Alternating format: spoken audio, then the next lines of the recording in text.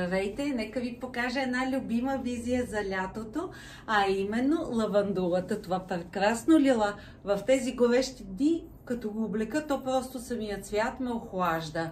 Да не говориме за материята. Отдолу съм с един лилав панталон от стара наша колекция, за тези, които ни следят от години го помнят.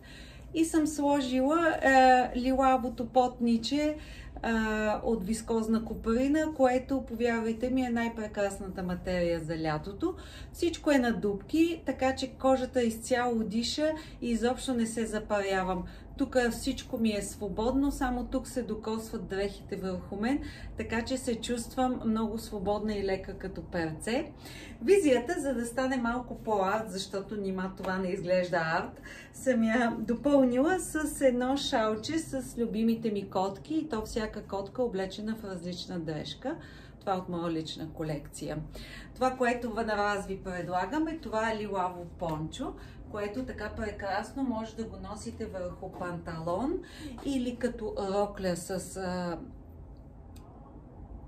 подплата тип комбинизон. Но в случая аз съм го облекла върху панталон.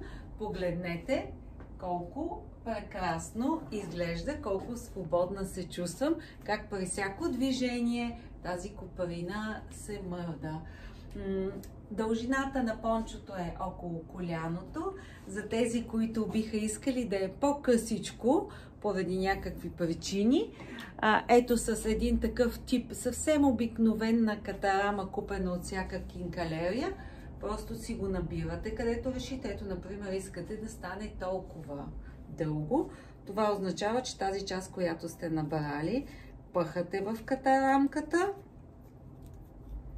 Така, ето така. И просто я оставяте и ето ви го скъсеното пончо, което е идеално за вашите комбинации.